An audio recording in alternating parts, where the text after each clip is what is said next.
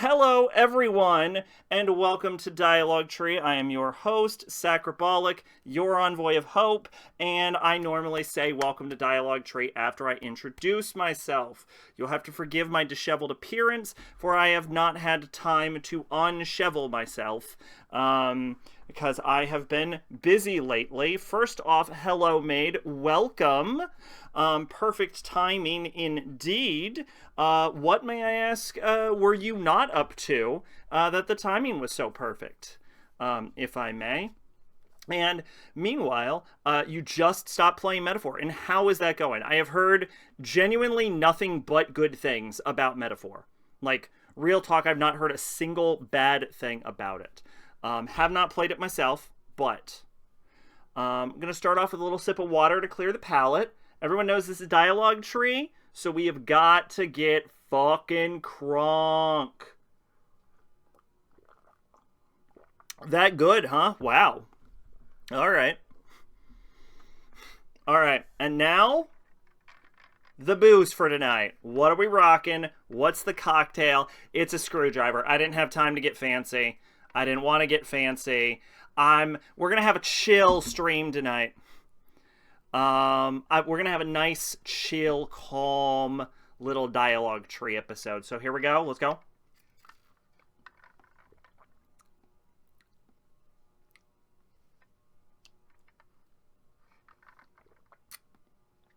I ran out of regular vodka, so this is using the vanilla vodka, and I think it's sort of poisoning the taste a little bit. Also, I normally add ice, and I didn't, and I kind of regret that. This is sort of like,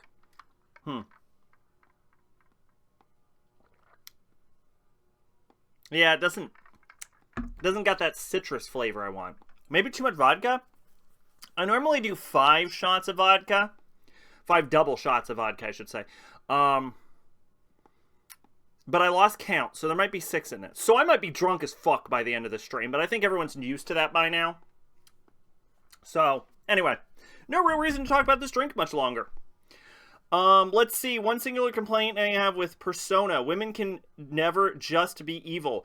And Persona and Metaphor, as well as female villains, are almost always either misguided or being used by another villain. And it is just a Persona thing because other Atlas games have women who are genocidal lunatics. But other than that, it's 10 out of 10. Is that true? Can I think of someone who's, like, pure evil? I would argue... there is an argument to be made that the main villain of Strikers is sort of just a genocidal lunatic. Because when you get down to it, her motivation was she was sad. Which doesn't feel justified to me. But I do think I get what you're getting at, which is like, other Persona villains are just... Like in like SMT, for example, sometimes the villains are just fucking, like, omnisinal lunatics because that's them. That's their shtick. And they don't even have the, oh, people were mean to me once complaint. So I do get what you're saying. But also, that's like a fucking deep cut anyway. I really don't know if I could, I totally see what you're getting at, and I kind of agree, is what I'm saying. Like, I'm not saying you're wrong. Well, Izanami is kind of just evil. Also, right? Like, Izanami in, like, P4 doesn't have a lot of nuance to her either. Kuan from P5 Strikers, just an SMT law character without the Bible, but hand waved away and treated with kid gloves compared to Takia from 3. Would you call her law? I would call her... she's more chaos than anything, because she's trying to kill everyone. I don't know if I would call Kuan... Also, I forgot her name, shamefully enough. Yeah, Kuan Ichinose. I'm not sure I would call her law. But I guess you'd know better.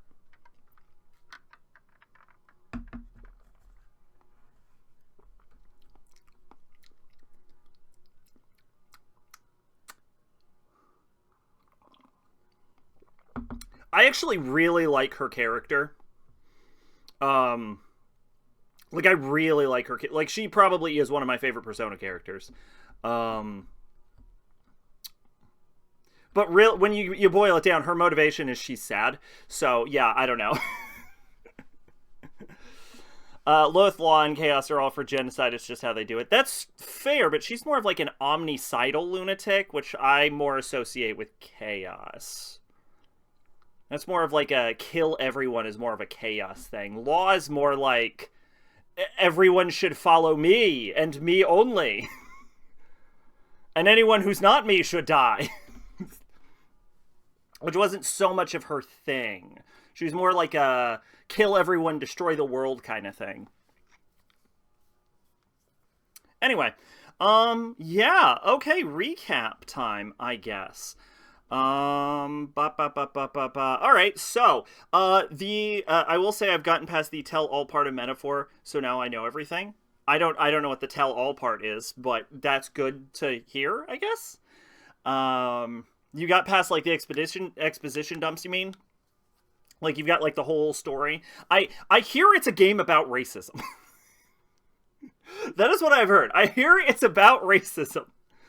I can safely say it isn't SMT and it isn't Last Bible. Okay.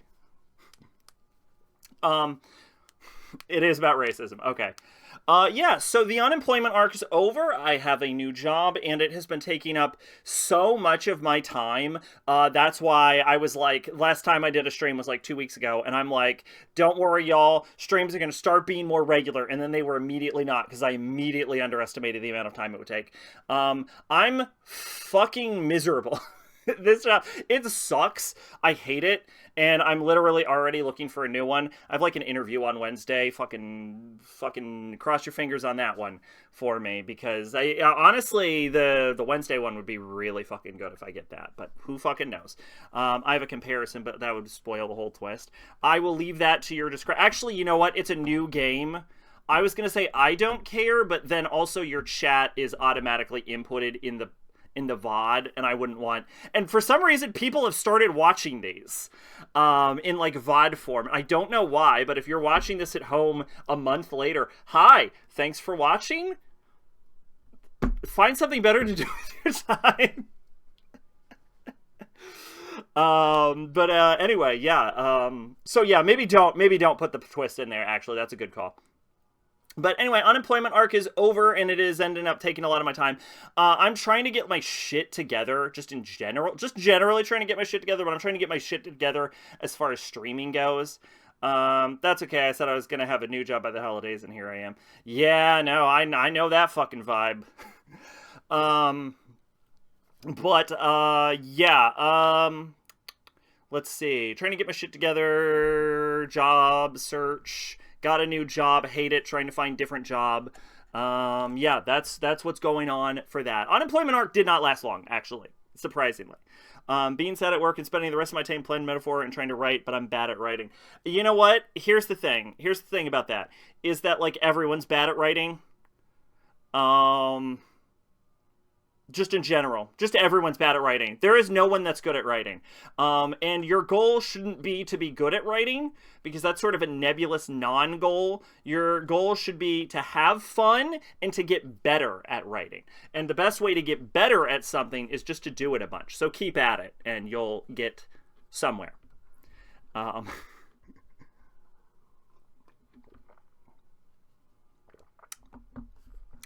But anyway... yeah, what else I got? Let's see, I bought a metric fuck ton of D&D books, because they're, like, new edition dropped, and I'm just trying to stock up on it. I want to get all of base 5th edition before the 5.5 update, and I'm not going to get any 5.5. I'm getting off the train, but I want to get, like, the complete collection, so I've been buying that lately. Excuse me. I feel like I picked up something else recently. I picked up a new TTRPG called Kane recently, but I have not played it, but it looks cool. I saw a fucking YouTube video on Kane, and I was like, I've got to pick this up because it looks fucking crazy. Looking through it, I would describe it as like Chainsaw Man plus Persona 5 plus Mage the Awakening. It's like the craziest bullshit. So yeah, it looks cool. I kind of want to try that out as well. Let's see, what else have I got going on? That's the big things going on personally. Not a lot more to talk about in that regard. I will go ahead and drop a Grandma Sack update because I finally got Grandma Sack to stop playing fucking Stardew Valley. So she's finished off with Stardew Valley after, like, I'm not fucking with you, it's like 500 hours.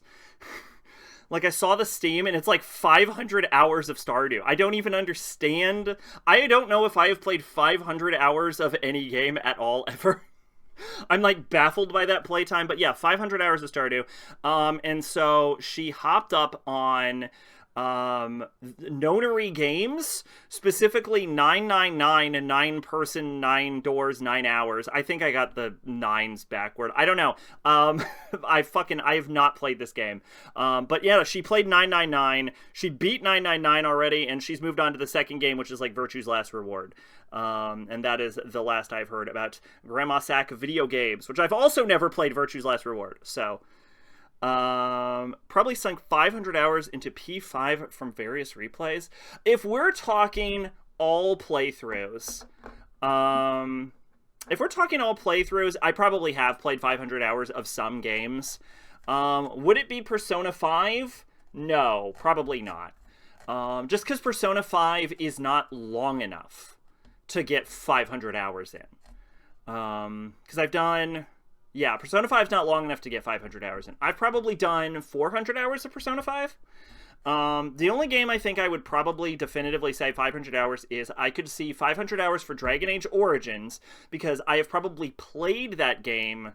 It's probably the game with the highest length to playthrough ratio, which is that it's a super long game. It's like 80 hours per playthrough across all expansions. And then I've probably played it one of the most times of any games I've ever played. Obviously, I played like Metal Gear Solid, for example, more, but Metal Gear Solid takes like 5 hours to beat. So there's no way I've hit 500 hours in Metal Gear Solid. So I would say Dragon Age Origins is definitely a contender for most played through. And I would say Dragon Age Inquisition, because I've played that game twice, and each Dragon Age Inquisition playthrough is like over 200 hours. Even that's only 400 hours. I'm actually questioning if I've played any game for 500 hours. I'm trying to think if there's anything I would have played more than those two as far as like length goes. The only thing I could think of is like Pokemon Sapphire, but realistically, I have played Sapphire 4 or 5 times. Each playthrough was about 80 hours. That still doesn't add up to 500. I don't think I've ever played any game for 500 hours. P5 usually takes me like 120 hours to beat, and that includes the Royal Storyline. 120 is completely reasonable time. Yeah. My first playthrough of Persona 5 took about 125, and that was vanilla, but keep in mind I 100% the game every time. And then the next one was like 100, and that was like a New Game Plus. And then I've done a Royal, and that one was like 120 again, but that's including the new storyline. And then I did like an 110, 100 something hour one, but even that, so that doesn't add up to 500. So even with like Persona 5, I don't think I've gotten to 500 in any game. Like, because to get to 500 hours, you need a game that's both very long, with either like no definable ending, or actually, I've probably played 500 hours of Minecraft. That one's probably true. There's no way to track your Minecraft playtime, but 500 hours of Minecraft seems possible and realistic. But if there's any game I've played 500 hours on, it's Minecraft, and it's exclusively Minecraft. But anyway, point is, I finally got her off of fucking Stardew Valley. So she played 999 and then moved on to Virtue's Last Reward. So that's what's going on with her. I've not played any of these games. The only thing I know about these games is I saw a video called The Nonary Games Crafting the Worst Heroine. And it is a picture of the character June. Where I believe the video revealed a plot twist about June, which I think she's like the main villain of the franchise, which I think is a clever twist, and it is now ruined for me for whenever I inevitably play these games, because I now just know that, assuming that is correct. But yeah, so. Oh well, that's what's going on. Let's see, is that it for the recaps? I believe so. Yeah, I actually thought I had more to talk about with the recaps. Um, June is actually the protagonist. Interesting. You were June the whole time? That blew. That's crazy, actually. Okay then. Wow. All right. All right. I am planning to play that game at some point. I just got so much on my plate. I got so many irons so many irons in the fire right now. So many games I'm like going through. It's a goated ass twist. Yeah, no, yeah, yeah. It fucking sounds like it. Actually, that's fucking crazy. That's some fucking Bioshock One shit. But yeah, okay. I guess we're done with the recap. Let's see. I talked about all the games I got. Talk about Kane, which is like fucking crazy. Yeah, that's it. All right, moving on. Fuck it. First topic. What the fuck is the first topic? You need to play it on novel mode. Why do you need to play it on novel mode?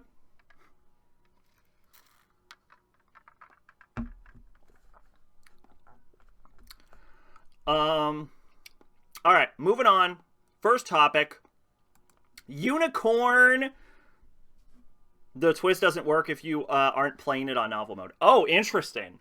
Unicorn Overlord. Unicorn Overlord is a sort of real-time strategy game where you play this dude. His name is Elaine. And Elaine is the leader, he is the crown prince of some fucking country. And the DS, the top screen was the remaster calls Action Mode. The bottom screen is a visual novel. Okay. I don't know. I have the Steam version. So, I don't know. I believe it's a toggle in the Steam version. You play a dude named Elaine. His mom gets fucking murked by, like, this general dude who ends up betraying them because he gets possessed by the ghost of a civilization from, like, 1,000,000,000 years in the past. And then you have to create allies, liberate the lands, and team up with exotic races, such as the Bestrels, who are just animal people, and the Elves, who are elves, and the Angels, who are they have wings. That's their gimmick. They have wings. Scratch that. The screens were reversed. Played on novel mode. Okay. So yeah, let's see. This is, you basically create teams of 5, and then you have to like maneuver your teams of 5 in real time, which pauses every time you take an action, and that gets you into sort of almost like a Fire Emblem-esque fight where like your characters are it's like a weird combination of like a real-time strategy game, Fire Emblem, and then Final Fantasy 12, because you have to like program the AI on your characters and then base that off of your equipment, and then you have to choose what the triggers are for your abilities in your equipment, and then every characters have certain levels of AP, which is the amount of actions they have, but also a certain amount of PP, which is the amount of passives they have, and active points and passive points basically function identically, so it doesn't matter, because they're the same fucking thing, basically. And yeah, and so other than that, you just, like, it's just like a real-time strategy action game. One of the mechanics in this game is that your character is the titular unicorn overlord who's supposed to like bring like peace to the realms or some bullshit, and you get a ring called the Ring of the Maiden, which you have to, which is of course a common folklore reference to the only people who can meet a unicorn are maidens, which are of course young virginal women. There's a sex thing going on with that, I'm sure. But anyway, so you're supposed to deliver your Ring of the Maiden, and you can deliver it to pretty much any member of the cast that you don't get in the ending cutscene. And so you can basically marry whoever you want in this game, and I have sort of gripes with this, because it implements a Fire Emblem-esque support system, where the more you work with the characters, or the more you eat dinners with them, the more affection points they get, and each character has a maximum of 3 events, but some characters have a minimum of 1 event. And this is a lesson that Fire Emblem learned immediately, because it was never a problem in Fire Emblem. But your main character's supports in Fire Emblem, they have basically the almost maximum number of supports with every character in most Fire Emblems, except for very rare exceptions. And then if the character's less important, they'll have less supports with like other people, but with the main character, it's always maxed out. And in this game, that isn't true, and Elaine has like lower amounts of supports with some characters. Sometimes he only has 2 supports, sometimes he only has 1 support. In a game that makes the active choice to block the true ending around maxing out your supports with a character and then proposing marriage to them, having not every character that you can marry, which is every character, have the maximum number of supports is actually like an absurd design decision. Like the fact that they couldn't squeak out 3 events. Keep this in mind. This isn't Persona, where they have to have 10 for every character. This is 3 events they could not manage to figure out for every single member of the cast. Also, the cast is kind of bloated. So you get like multiple versions of every... You can't really change classes, they just promote, but your classes can only promote if they're in the first 2 leveled areas and it's a little bit in the 3rd level area, because you can only promote... when you have a certain level of renown and if your character is not already promoted. And certain character classes come in a basically promoted state. So it's sort of like a weird mechanic that they clearly copied from Fire Emblem, and I don't know why they bothered, because it doesn't add anything to the setting to have the promotion mechanic, and it only applies to roughly half the cast. And there's a lot of like duplicate characters, and in Fire Emblem, you can hire mercenaries to back up your support team. But there's reasons why you would want to do this, but the thing is, like, except for I think like this elf augurs, who are like unique classes that can't be duplicated, but like most basic classes, but you get duplicates of most classes if you recruit every character, and recruiting every character is usually as simple as just not murdering them. Like you have the option to either murder someone or not murder someone, and if you just choose to not murder someone every time, you basically recruit them. So you end up getting a lot of like class duplicates, and it doesn't you end up with too many people, as crazy as it sounds. Like, you end up with characters that don't have a lot of dialogue with other characters. They're underdeveloped. They're only, like, important because they have, like, a slight amount of narrative weight. And they just serve the same roles as other characters. I lost count of the amount of dudes who are just, like, people with hammer or person with shield. Like, they don't add anything to the story other than like being in 1 or 2 scenes. It's a real weird case of cast bloat for a game that decides willfully to focus on having a major component of its story be romance related, and then actively deciding to not flesh out the romance mechanic.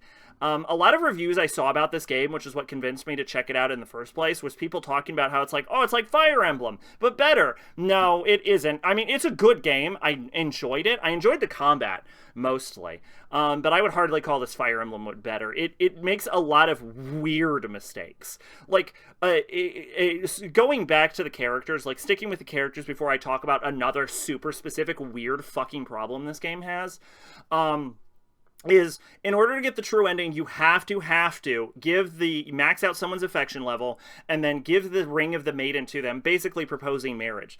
And you can do that to basically every member of the cast. But weirdly enough, in a game that lets you propose marriage to every man in the entire cast, all of the male romances are completely platonic. 100% of them. You can marry a dude, but it can't be gay. And, like, I had no real intention of marrying a dude in this game, but, like, what the fuck? Why? Like, why give the option if they're not gonna have it? Like, that's just, like, I am not a fan of that, alright? I've always said every character should be bi. In every game, if there is a romance social element, every character should be bi, universally, 100%. So it's like, the fact that you can marry all of the male cast, but all of the relationships are platonic, I am not a fucking fan of. They were roommates. Yeah, it's fucking... Well, I mean, no. I mean, like, for example, one of them is, like, an elf dude named Iphion. Iphion's got a little human sweetheart back in his home village that he was acting as a protector in. You can, like, give Iphion the ring, and he'll become your maiden, and then when the game is over, he fucks off and he goes back to his town and he, like, marries the human girl he had a thing for. And like, I like that for him. I like his home little story, but like, if we're just gonna plow through with his romance, what's the fucking point of being able to marry Iphion in the first place? I don't understand it. Another one is like this girl right here, which is Virginia, who is also a fucking weird one because she's your cousin. And so when it comes to the women, for example, you can also marry all of the women, but like some of them are still platonic, and I don't understand why. And like some of them are fucking weird too. Like I think you can like marry the one who's like clearly a lesbian. And I think it just turns romantic, and I'm like, this character is clearly a lesbian. But then, like, you can't marry the owl lady Ramona, which sucks, because the main character actually has a good amount of chemistry with Ramona. Is the thing. Like, I would marry fucking Owl Mommy. It's weird. They, like, pick and choose characters. But weirdly enough, you can have a romantic marriage with your cousin Virginia, which I didn't, but you can. But if you don't have a romantic marriage with your cousin Virginia, which you shouldn't, because it's... I'm not just saying it's weird because they're cousins. I'm also saying it's weird because they have no romantic chemistry whatsoever. But if you don't, she ends up marrying this guy instead, who's the prince of another country, who she has a butt shit ton of romantic chemistry with and should be marrying anyway. So when we have a situation with Iphion where you're marrying a dude who clearly has a love interest and should be with his love interest in the first place, it's weird that he like plows on with his romantic interest regardless of whether you try to marry him or not. But with the case of Virginia, she will leave her love interest for you, and I don't get it. There's a lot of weird character choices in this game that I don't understand. Vanilla Weir writing gay romances like conservatives discussing the work of Sappho. Alright, I'm gonna say something. I'm gonna make a side tangent. This is slightly controversial about Sappho. So, first off, did Sappho like women based on her works? Almost certainly.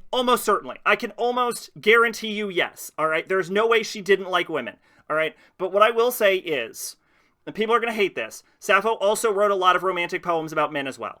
So, despite being the, like, the namesake of literally the term for lesbianism for, like Sapphic and, you know, being named after her home island of Lesbos, she was probably bisexual. I'm sorry, she probably was bisexual. But they were definitely not roommates. They were banging, I will say that. But yeah, no, Sappho probably went both ways, as I'll say. Anyway, yeah, it's fucking weird, though. It's like, there's some really weird romance choices. Also, this angel is, like, definitely a lesbian, and I'm trying to remember if you have a romantic entanglement with her, and I don't remember. I think you don't with her, but you do with the woman who is definitely her girlfriend. So there's, like, a weird amount of, like, enforcement with the romance in this. And again, they made this a central component of the true ending. Otherwise, I'd be like, this is a weird thing they did. But, like, you need this for the true ending. So these, like, character choices and, like, the support system in this game is fucking weird and borked. The combat's fantastic. There's really no real complaints about the combat. I liked the combat in this game. And that's what you see most people talk about in a positive light, is the combat, and no real disagreements on there. Oh, that over there looks like Bulgaria. Anyway,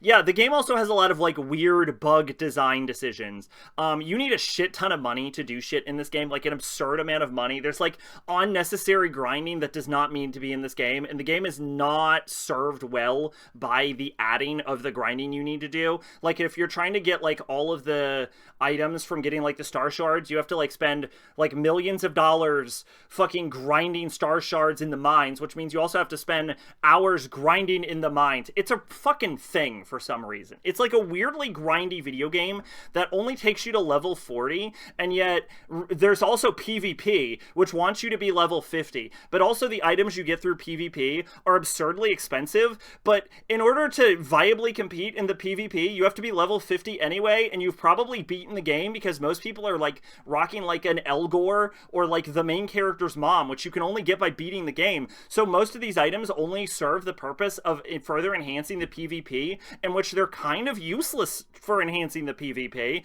because no one uses most of them except for the banner that lets you have only 2 party members. So it's like a weird series of decisions that don't mesh well together, and I never get into PvP. I did do PvP in this game a good amount. I was like 17 worldwide at one point before I fell off because I picked some bad fights.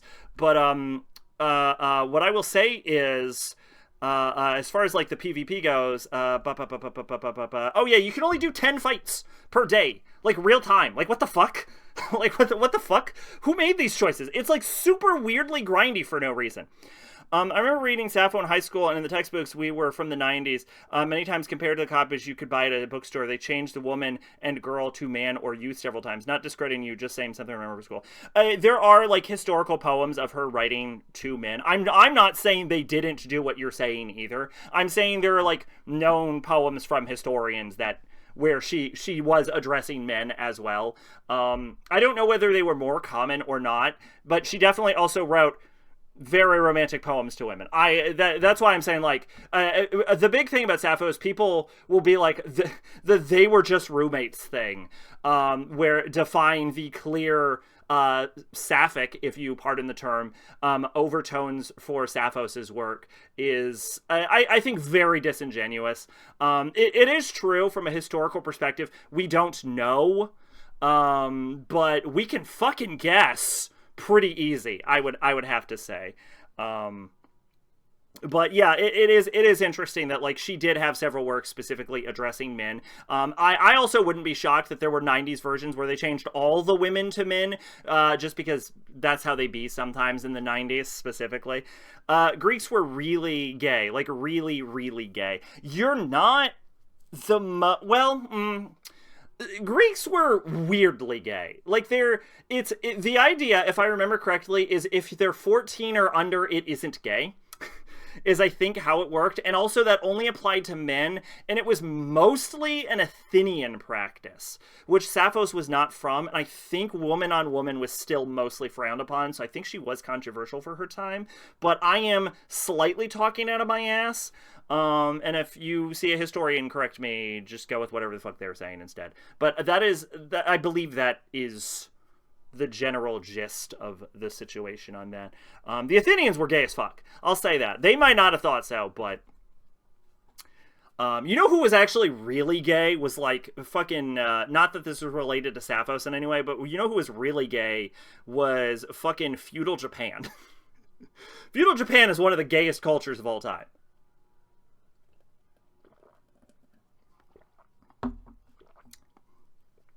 Which is funny, because these days more people accept lesbians over gay men because straight men love to creep on lesbians. You're not wrong. You are not wrong. I know in ancient Babylonia, there was no outline of anything gay. It was all free love back then. So, shout out to Babylon. Like, shout out to Babylon, baby. Anyway, yeah, back to Unicorn Overlord, though. There is a really weird, set of decisions in this game, one of which I think is unintentional. Japan was really gay until we got to them and forced our Christian beliefs on them. Yeah. Actually, I think that sort of died out during the Meiji era. I think they sort of, like, shied away from more of the homosexual practices, even without, like, outright Christian influences.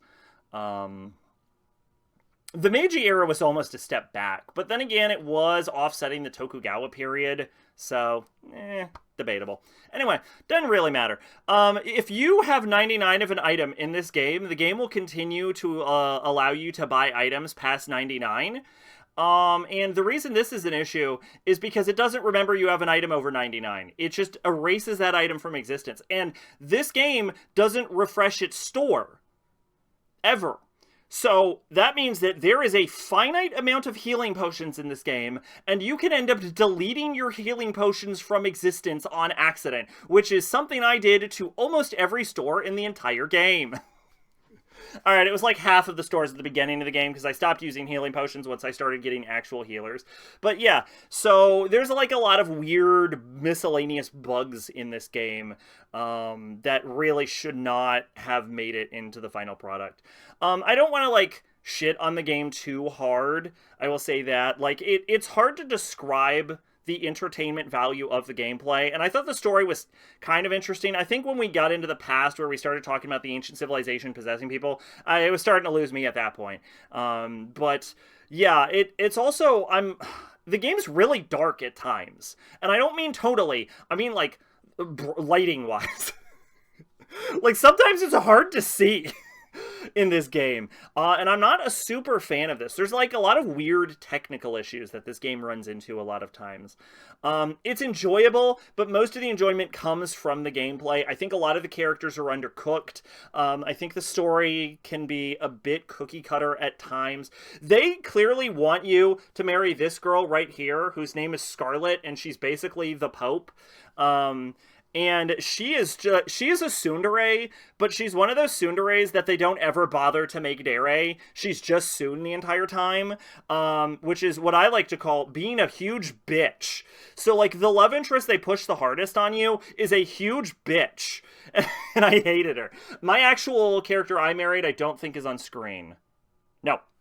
No, I married Melisandre. Anyway, yeah, she's not on screen, but she is one of the best girls. I will also accept Uniful, who is up there, who I hated how her story resolved because she should be the queen of the Bestrels, and she ends up not being queen of the Bestrels at the end of the game. They give it to, like, that lion dude over there, and I think that's bullshit.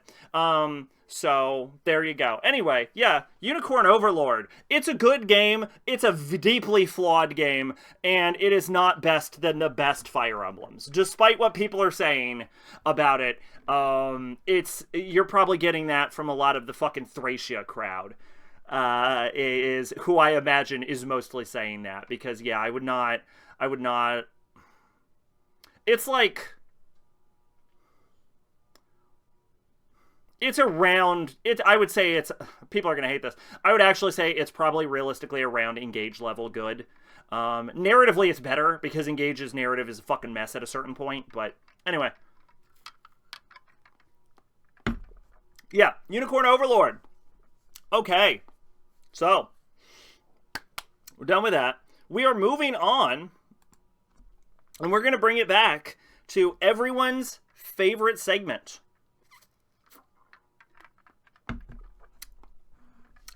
Here we go. Alright, I played a real Shin Megami Tensei game. That's right. Next up in the turn order is Shin Megami Tensei 5 Vengeance. And let's bring it back with another cutscene, because yes, in fact, I 100%ed this game. I got all 6 endings. I did all 4 Canon of Creation, both Canon of Vengeance, got all achievements, 100% in my compendium, beat the game on Godboard mode, did all the side quests, and of course I had all the DLC, so I did all of that as well. Yes, that is correct. First thing I want to talk about was Shin Megami Tensei V Vengeance, which I will now just be calling Vengeance because I don't want to say the whole thing every time. Is the game has one thing. This game is not short. I would consider it relatively short. It's about the length of Unicorn Overlord, actually. Like, to get all of the endings, it was the same length as Unicorn Overlord's one playthrough. So, it wasn't that long, actually, believe it or not.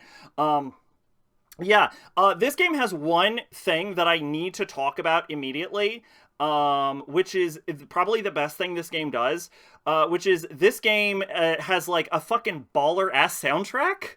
Like a real baller-ass soundtrack. Like, I might need, like, so, in January, we're going to have to do the awards ceremony, the second annual Dialogue Tree Awards.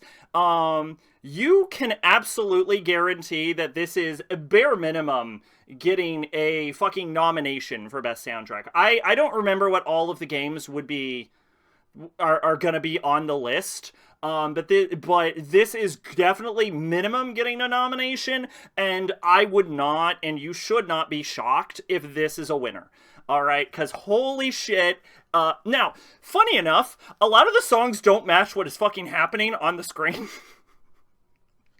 Like, the song for Beelzebub, it does not sound like you're fighting Beelzebub. It's like this, like, upbeat, energetic bop, and meanwhile it's like, bzzz, Satan goes, bzzz, fight the Fly King.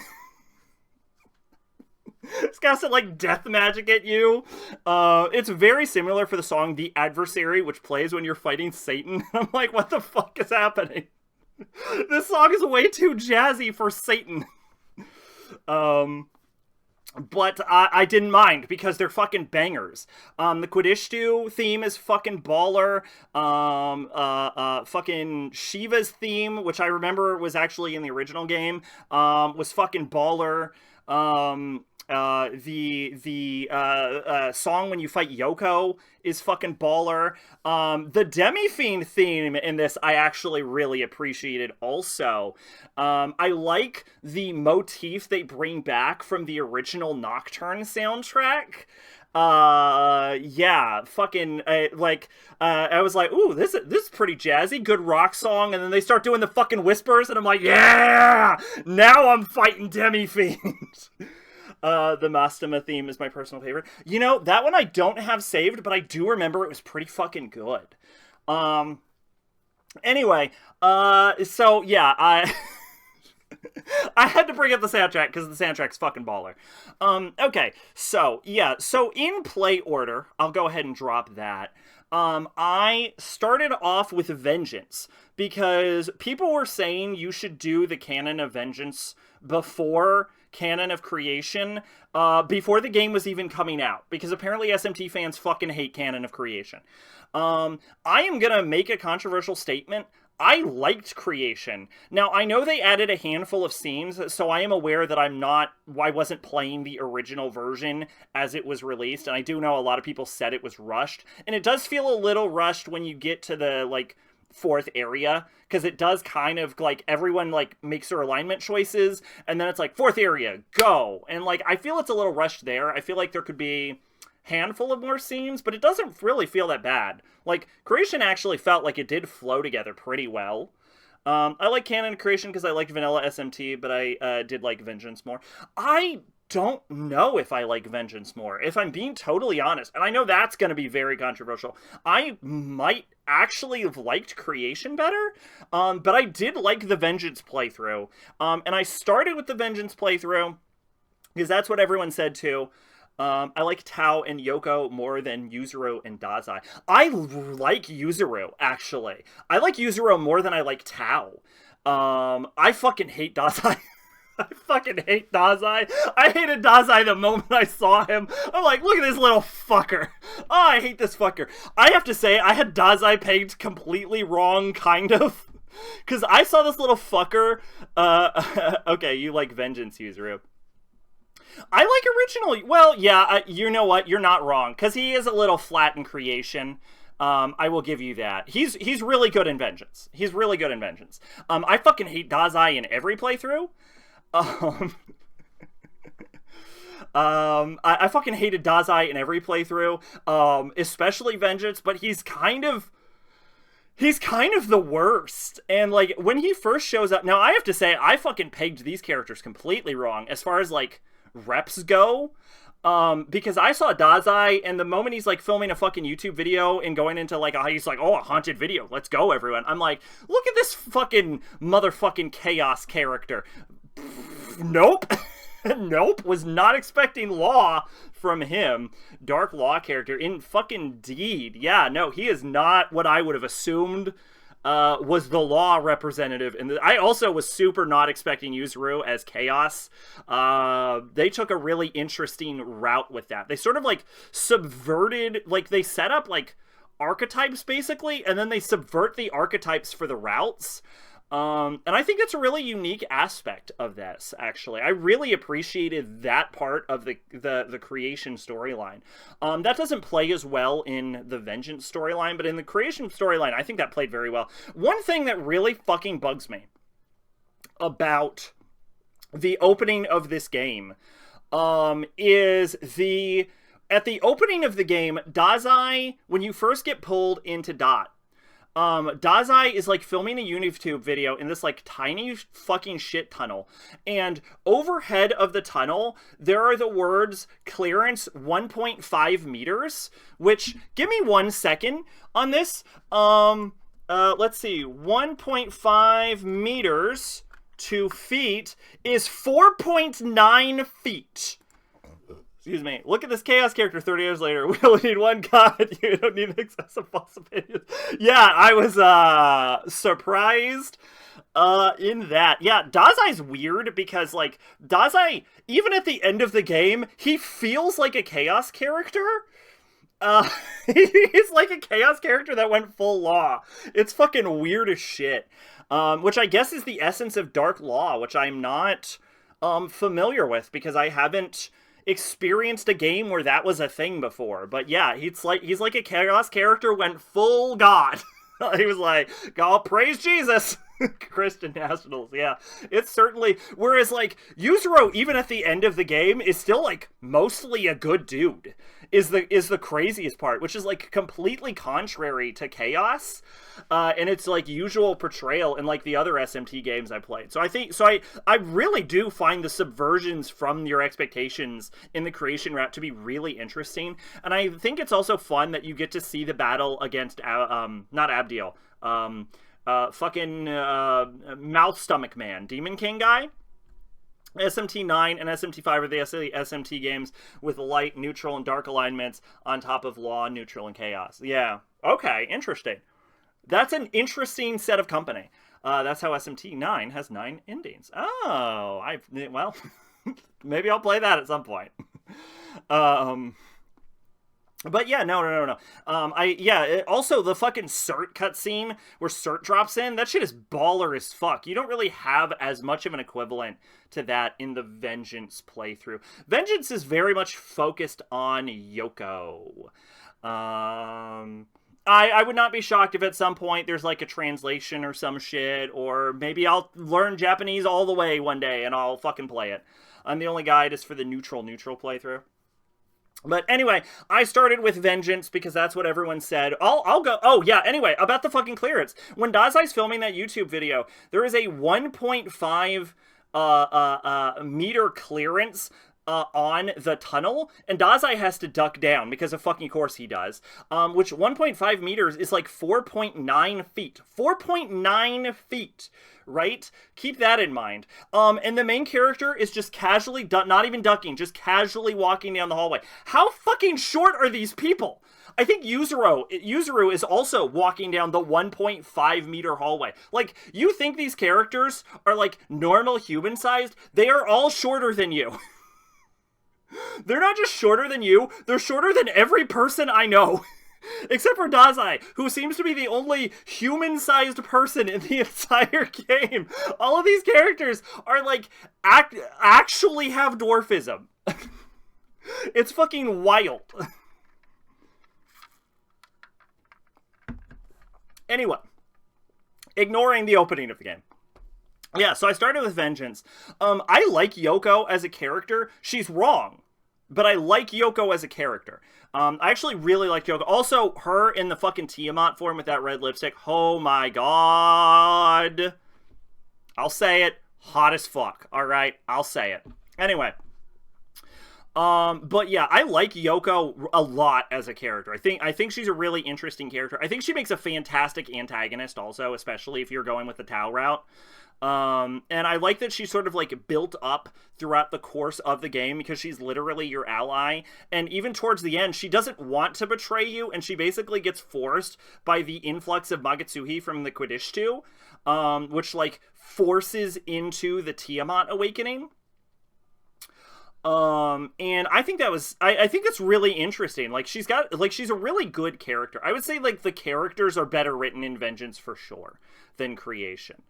I just like the narrative twists, I think, of Creation more. That's why I'm not sure which one I like better, honestly.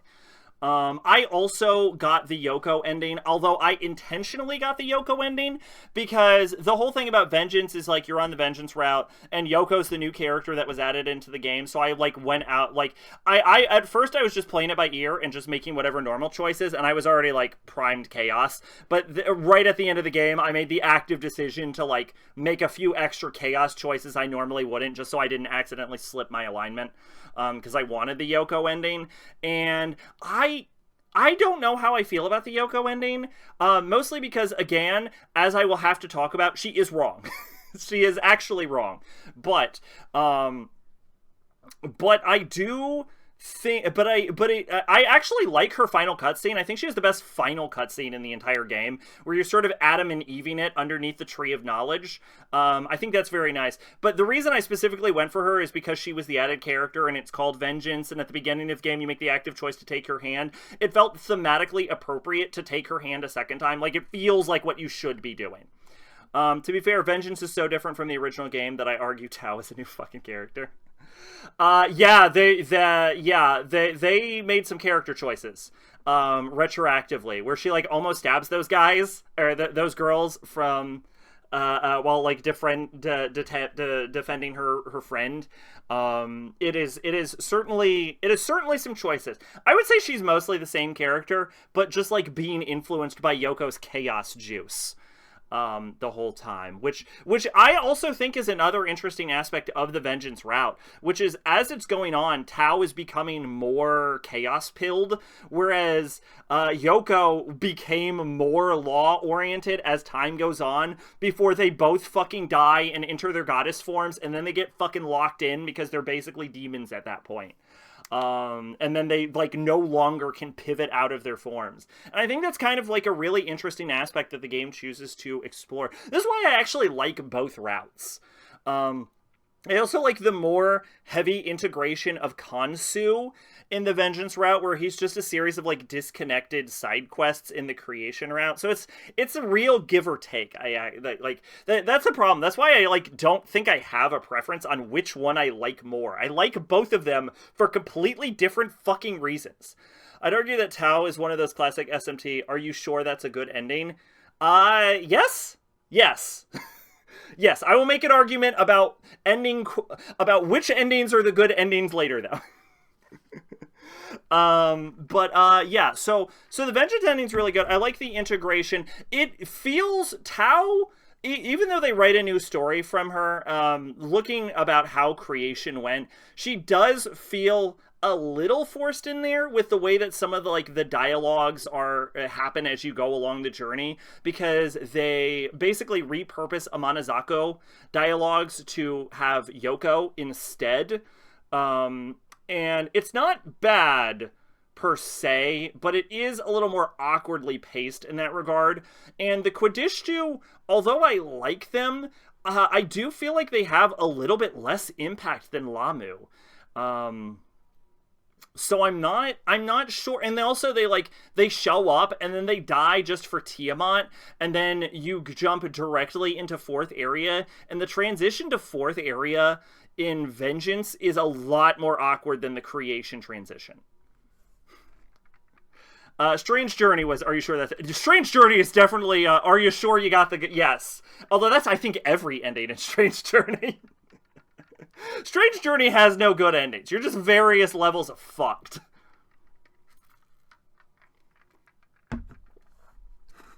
You know, like Tao and Yoko discussing the dark, deep desire of man as you stand there listening after you beat the Chankri. It's not that I don't like it. It's that it's a little awkwardly implemented. There is one moment where Yoko pisses me the fuck off, though, where in the game, you at one point choose to find the golden apples of Idun. They should be peaches, by the way, for the record. But you find the golden apples of Idun for Tatiana and Oberon. And at one point, Misuzu gets, like, kidnapped by, like, Lamu or some bullshit. And Tao is like, oh no, is that my fault? And I will forever pick the answer, no, it's not your fucking fault. And Yoko's like, don't do that, it is her fault. And I'm like, bitch, no, it fucking isn't. If we didn't know where Misuzu was. We knew where these students were. We wanted to actively help these students. Okay, that was a choice we made, but your choice to help a group of people does not make you responsible for someone else being kidnapped by a demon somewhere else when you were unaware of that, right? If someone falls and, like, fucking bangs up their knee and you decide to help them stand up and apply some, like, antibiotic to their fucking leg so they don't get an infection in your leg, it's not your choice some kid in Africa is mining some fucking diamonds under some fucking dictator's gunpoint. That's not on you. You had nothing to do with the situation. That wasn't a choice you made. You were out of control of the situation, which is part of why I say, like, as we will get into when I talk about the different endings, Yoko's wrong, actually. She is actually wrong, but she's wrong in an interesting way.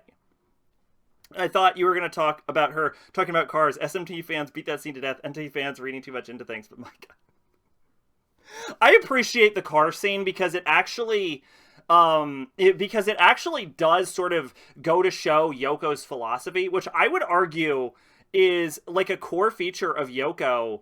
It can be exemplified in that car scene where she basically talks about how the damage that cars have to the environment and to other people are not worth the convenience of having cars, which goes to show how hardline she is on the absolute refusal to make sacrifices, despite her simultaneous paradoxical and mostly at times hypocritical insistence that sacrifices are necessary. It's funny because Takia makes a similar point in New Reload. SMT fans were like, what does Atlas have against cars? But I think that scene actually goes to underline why Yoko is wrong and why I'm going to hardline stance say Yoko is wrong. Which is that Yoko has the mentality of what is essentially an edgy teen girl that got mistreated by the world because she was, but, like, her sense of, like, philosophy hasn't, like, fully developed all the way. She's at that stage of, like, development where she's like an edgy teen girl that's like, I don't care if the world dies. Everyone should die because everyone sucks and everything's awful. And she's, like, listening to, like, fucking My Chemical Romance and, like, wearing all black and, like, scratching little fucking I cut myself drawings in her fucking notebook and shit in the back of a classroom. Like, that's Yoko's whole deal. Like, she's at that stage of development and she hasn't gone into the point of life where she's like, you know what? Things aren't that bad, and I was a fucking edgelord teenager. And the problem with Yoko is that she's a fucking goddess that they shove a fucking primordial deity into so she can specifically destroy the world. And so her fucking mental maturity never develops to the point where she realizes that she's just going through a phase and she has a bunch of teen hormones flooding in her.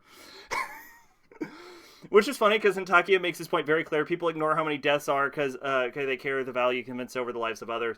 He then says, so why should we give up our gifts for the sake of others? It makes perfect sense to me. I'm not fully sure I understand what you're saying, if I'm being honest. Caused by Kara because they value convenience over the lives... Oh, by cars. Because they value the convenience over the lives of others. He then says... So why should we give up our gifts for the sake of others? No, you did mean Kara? Okay, it says cars. Okay, you meant cars. No, I mean, I understand the logic. I would need to see the scene. He's probably still wrong.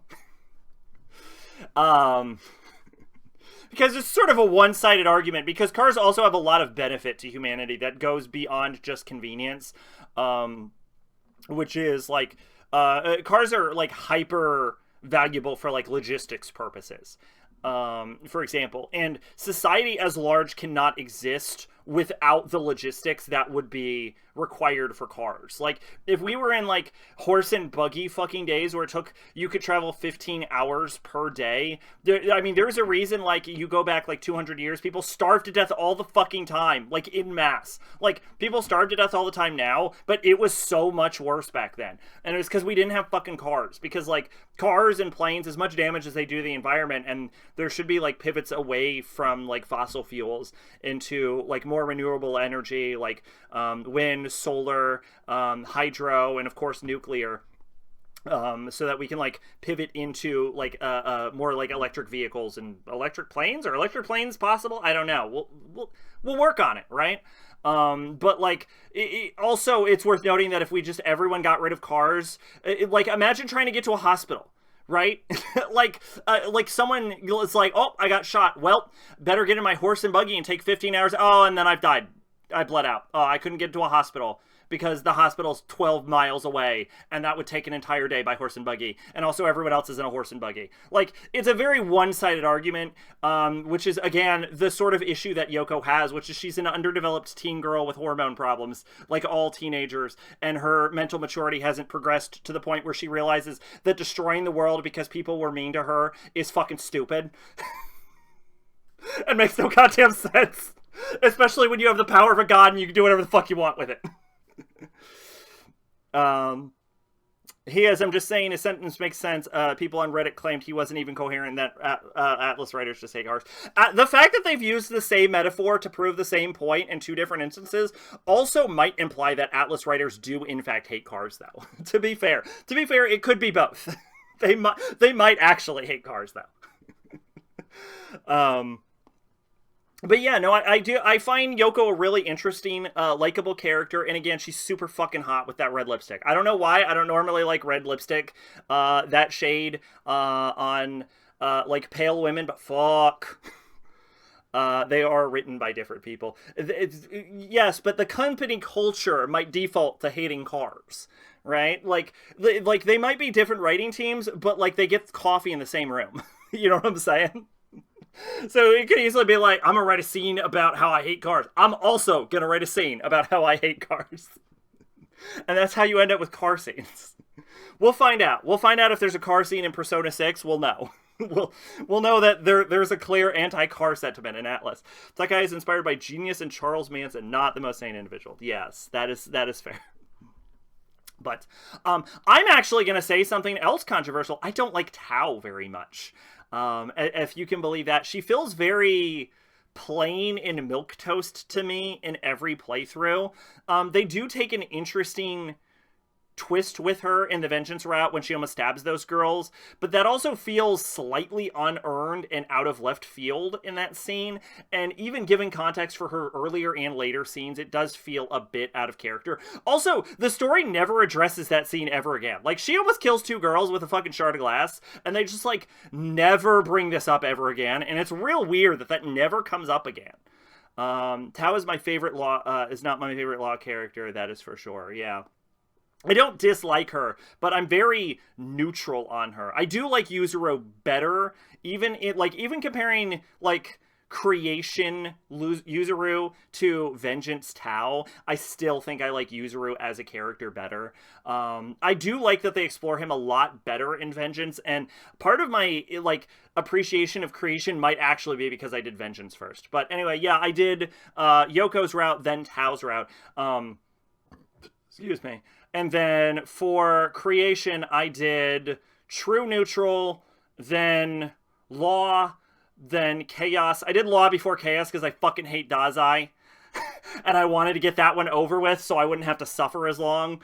And then Chaos, and then I did Break the Throne, which is interesting. Fun fact, I also did Godborn difficulty. I like her more than the ones from SMT 1 and 2. I like her more than Yuzuru, but Walter and Zelen are the best law characters because SMT 4 and Strange Journey are the best written SMT games. Okay, I'm also going to say something crazy. I'm not super big on Zelenin either, honestly. I thought I would like her more, but she kind of is like, she's sort of like a sort of standoffish bitch at first, and then when she goes full angel, she's literally not the same person anymore, and it's really hard to get attached to full angel characters in SMT anyway, because their whole gimmick is that they're like perpetually have a stick up their ass. So but anyway, enough about that. But so yeah, okay. I do like a lot of I like both routes for different reasons. I hate Dazai. I really hate Dazai. I hated Dazai in every route. Every time I see Dazai, I want to punch Dazai. And Dazai is like the perfect shithead. And then there's Dazai, who's ready for murder. Dazai's the perfect shithead character because he spends the entire game being like on shore and being like, oh, I don't want to fight, oh, I'm too scared, and then he runs off and he's like this like pathetic like jelly man, and then the second he becomes a Nahabino, like the exact second he slicks his hair back and is like, now I'm super powerful, I'm gonna taunt people and teleport. He's like the exact kind of character where they get the smallest amount of power and they go fucking ballistic with it. So he's like extra hateable because he's hateable before he's a Nahabino and he's hateable after he's a Nahabino. He's just hateable. He's just like the worst, most obnoxious character. Chiaki was the same. The moment she got her power, she went insane. Can I be honest? I'm not the biggest Chiaki fan, but I still hate her less than I hate Dazai. Which I should hate her more, because Dazai's crime is like, he fucking kills Yakumo, and he kills Yuzuru, and that's about the most he does. Like, that's his thing. Whereas, like, Chiaki murders all of the mannequins, so really she should be more hateable, but I can't hate her as much as Dazai, because Dazai's a fucking prick about it the whole time. She wasn't great before, no one likes Chiaki. I'm not saying I like Chiaki, I'm just saying I think I might hate Dazai more. I fucking hate Dazai so much. Okay, anyway, so yeah. Oh yeah, I did the Godborn difficulty. I briefly want to talk about Demi-Fiend, actually, because I have the Demi-Fiend DLC. I don't know if it comes with Vengeance. I have all the DLC, so it doesn't really matter. But I did the whole Demi-Fiend thing. Demi-Fiend on a regular playthrough is easily the most powerful enemy in the game. Easily. The most powerful enemy in the game. And then, hilariously enough, he doesn't scale to Godborn difficulty. So, in Godborn difficulty, all of the enemies are 150, and all of their stats are in the 200 range. And whereas, when you're playing the regular game, Demi-Fiend is, like, level 99, and all of his stats are 99. So, he's very strong, which is, you can't get those stats in a base game playthrough without playing it multiple times and getting, like, a metric fuck ton of bombs. So that's why he's like the strongest in a base level, but when you go to Godborn difficulty, and every enemy, including like the random like slimes you find running across the street, suddenly have 200 plus stats and like 150 level, when you get to the fucking Demi-Fiend fight, he is like the weakest enemy in the entire Godborn playthrough. He is like hilariously pathetic in Godborn. It's like an immediate smash to him. But yes, also a thing I can't believe I'm saying is I played on, this is not going to surprise anyone, I played on safety difficulty, and I had the Mitama DLCs. I will say this, I did not need the Mitama DLCs at all. They were not required. I mostly use them for compendium grinding, because on safety difficulty, this game is like too easy. Like, I wouldn't recommend people play on safety. It's too easy, is the thing. Like, every enemy dies in like 1 or 2 hits. The only semi-challenge that existed in the entire game was Demi-Fiend. Even Shiva just got fucking torn through. Safety is for grinding. Evidently, yes. Yeah, it's, yeah. And then at a certain point, I was so high level, I'm like, well, fuck it, I'm committed now, I guess. But yeah, I would not, if I were to, like, start an entirely new save, which I will never do, but were I to start an entirely new save, I would never recommend actually playing on safety difficulty. I think it is genuinely too easy to play the game on safety. So there's a disclaimer on that bad boy right there. Let's see. Did all the side quests? I don't really have too much to say about the side quests. I appreciate that some of them change your law chaos alignments, so it allows you to more easily manipulate your alignment. And I managed to find like a thing on the guide which tells you how to check your alignment, which is like you see which way your little icon rotates when you're in Tokyo. Oh, you know, one of the reasons Vengeance Route is actually better is because Vengeance Route lets you access your dorm, and if you teleport to the dorm using your ley lines in the Vengeance Route, you can more easily exit your dorm and get to Tokyo, which lets you access the Tokyo and the characters in Tokyo and the quest lines that occur in Tokyo faster than if you have to teleport to the medical bay in Bethel, and then you have to exit the medical bay, and it's like a larger walk and more loading screens. I think it's probably the same amount of loading screens, but it is a larger walk for sure. And that like one dorm edition in that entire, like that one dorm edition really does make a lot of difference. Like there's a lot of minor conveniences that exist in the Vengeance Route that like if they're gonna port the game and they're gonna add a handful of new scenes to the Creation Route, I really wish they had added minor conveniences that they have in the Vengeance Route. Like the Vengeance Route's just more convenient is the thing. So arguably it has better gameplay, honestly. So I don't know. That's part of it. Vengeance Route's better because your alignment actually matters. You're not wrong. You're not wrong. There is something to be said about that. But okay, so what else do I have to talk? Oh, I love the Lilith redesign. It's basically her old design, but they make her hair pink, and she looks so much better with the pink hair than the fucking 80s corporate cut. I just want to put that out there. Doe continues to be the best artist. I love almost all of the character designs. I kind of hate the Nahabino design for the main character. I don't like hate it, but I don't like it. If he just ran around in his like femboy form the entire time, I would actually prefer that. Like if this game had costumes and you could just not be transformed, I would actually like that better. Don't like the Kaneko fans. I'll say it with my fucking shit. Look, I'm willing to I forget the Persona guy. Sojima, is it? What'd you think of Capitulate to Pleasure? Oh, fuck. Is that Nemea's ability? Okay, so again, on safety, I mostly just killed everything instantly, so I actually didn't get to see Sojima. Yeah, Sojima. I think Doi's better than Sojima, also. I prefer him to Sojima. Because I had mostly seen Strange Journey, Nemea's Dark plus Charm. Yeah, I don't know. I'm not remembering it too well. I remember Frolic from Cleopatra better, if I'm being honest with you. But yeah, I remember Cleopatra's Frolic better when it comes to charm ability. I didn't really have to use charm powers too often. Most of the time when I used a magical ability, it was me just showing off for no fucking reason, or me trying to one-hit someone. This game added severe magic damage. I played on normal. Yeah, this game added severe magic damage abilities like Agni-Baryon and Bufo-Baryon or some shit bullshit like that. Which like severe abilities were previously limited to like very unique abilities or physical skills when they were like appeared in like Persona 5 or something. They might have like existed all the time, but I'm so used to abilities capping out at heavy. So the addition of like attacks going to severe in this was kind of crazy and kind of appreciated, but I ended up not using the severe abilities as much because they also had heavy pierce abilities in this game, like Narukami, for example, which I ended up defaulting to like pierce-based abilities more often.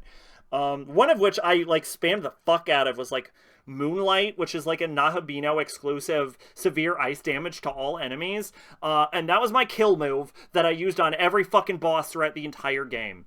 All right, I'll check this out. I'm gonna mute because it'll come through my speakers otherwise. Hold on. It's all right. It's no Frolic. I'll say that. But yeah, no, I like the unique abilities. At one point, I want to go back and look at all the unique abilities. One thing I wish this game had actually kept from Persona 5 Royal, or taken from Royal, actually, because I don't remember the release order of these games. One thing I wish it would have at least like taken / kept from Royal is in Royal you can swap out innate abilities when you demon fuse. I would have actually liked if that was still in. I thought that had a really unique aspect to the characters, and I would have loved unique ability swapping. Thing about Sojima is that he doesn't do nearly as much art as people think he is. I think Sojima is a very good character designer, and I think he's a fucking dog shit monster designer. I genuinely can't think. The closest monster design I can think of in a Persona game in his era that I can get behind is Yeldabaoth. Otherwise, I'm not fond of his monster designs. Whereas on the other hand, I think by and large Kaneko, with the exception of the one Devil Hunter girl whose name I don't remember, I think Kaneko is actually pretty weak as a character designer, but his monster designs are fucking fantastic. And I used to think Doe was similar to that. And then I saw other Doe-led games where he designed the characters, and I'm like, no, fuck it, Doe can do everything. So what I'm saying is I want P-Team to steal Doe for P6. Can we have him? Can we have, if we're getting rid of Sojima, can we have Doe? That's what I want. Because he's fucking good at everything, alright? I love all of his designs. Except for the Nahabino design. I actually genuinely don't like the Nahabino's designs. It's like this like weird, almost Sojima-esque robot thing going on, and I'm not a fucking fan of it. I like the hair, but I actually like the main character's design when he's not transformed more than I like his transformed design. I almost wish if the game had costumes, I would probably keep him in that form. Like the human designs in Metaphor, but I don't know if he designs them or not, but most of them are ripped from Renaissance art. To be fair, I think all of the artists take a lot of inspiration from like Renaissance artwork. Like there's that famous like Diana Kaneko demon where it just has tits everywhere, which is based off of like a famous fountain of Diana. So it's like, they don't come out of left field, but Ryota Kozuka did the OST for P3 The Answer remake. I have not played the remake for Answer. It's on sale, but I ended up spending my monthly game budget on a bunch of random bullshit. So, which I'll get back to you on that when I've played more of it. Should note when I say human, I mean the big boss monsters. Yeah. I've seen some of the boss monsters from that, actually, and they do look pretty fucking good. But I've also seen the Renaissance comparison, and they're not that different, so I don't know how much credit I'm willing to give on that, if I'm being honest. Excuse me. But anyway. Okay, so endings. Oh, yeah. This is weird. Like, if I had knew more about SMT, you could probably use Vengeance to create a united Megami Tensei timeline. Like, like, this game feels like a missing piece in, if I wanted to make a timeline, I fucking could. Because one thing I was not expecting is this game is just, like, this is a sequel to Nocturne. Like, it is just straight up a blatant Nocturne sequel. And I've heard that SMT2 is a sequel to SMT1, but then I've also heard that's completely not true and just a thing people say. But, like, I'm unfamiliar with SMT games outside of, like, Apocalypse, which I think is still not truly a sequel. I think it's sort of an alternate timeline thing of 4. I was unaware that SMT games had sequels. That's something I would more associate with Persona above all the other games. But, like, this game doesn't try to hide the fact that it's a Nocturne sequel. Because in the creation ending, when you're talking to, like, the Prime Minister, whose name I should remember but don't, he specifically mentions it's been 18 years since the conception. And then this is the final boss where you fight Lucifer, who famously wanted to go fight God at the end of Nocturne during the True Demon route. So this is sort of True Demon route timeline. And then we know, like, obviously Demi-Fiend is in this game. We know he goes full True Demon on this. And we know, and like, so the basic idea you get is that Demi-Fiend and Lucifer and Lucifer's armies like charged into God, fucked his ass up. Lucifer kills God, becomes a transcendent being. And then, which I find interesting, that you can view Lucifer's true form because you're strong enough as a Nahabino at the end of the game, which is very similar to the concept of the Ubergestalt. Not the concept of being a Nahabino, obviously. A Nahabino is completely different from an Ubergestalt, but the fact that you need the power of an Ubergestalt or something similar in one of the other routes in Strange Journey to view the form of Memeleth is interesting. And Transcendent Being is also a term that has been used for the OG Demon Fuser dude, and also Steven, and also Seraph, and I want to say Schrodinger in the other games. So I wonder if it's sort of like a class of like super high-level godlike being in the SMT universe, or if it's just using similar terms. But it is worth noting that I did notice the similarities between Lucifer's true form being hidden behind not possessing enough power, and Memeleth's also similar situation. All I'm saying is if you're strong enough, Steven might be some sort of fucked up tentacle monster, is what I'm telling you. So, trust me, SMT2 is a sequel to 1. It's just set so far in the future that everything you did in 1 doesn't matter, and the protagonist of 1 is just a folk hero. Random fact, I know talking about what you said, you don't like Kaneko's character designs. I don't hate all of his character designs. I think some of them can be real mixed bags. Some of them are truly terrible. Like, Maya's outfit needs to be taken out back and shot. But some of them are actually, like, pretty decent. Like, Lisa's design's pretty good, and Maya's roommate, whose name I should remember, I remember, like, liking her design mostly. So I don't hate all of Kaneko's character designs. Again, his fucking Devil Summoner designs are actually pretty solid also. So I don't want to, like, universally... But also, I would argue that some of Sojima's monster designs are pretty good, too. So I don't want to, like, universally shit on them, but character designs are definitely weaker than his monster designs, for sure. Because that's got me thinking Maken X, Hayata Shieko, the author of Dorohedoro and Die Dark, got her start in the manga adaptation of Maken X. Dorohedoro is also a series that I am not super fond of its character designs. Because, like, the main heroine just wears, like, a fucking mechanic jumpsuit 90% of the time. But yeah, what the fuck was I talking about? Oh yeah, I was not expecting this to be like a fucking Nocturne sequel. That's the craziest part about this. Devil Summoner games are Kaneko's best work. Yeah, I would agree with that for sure.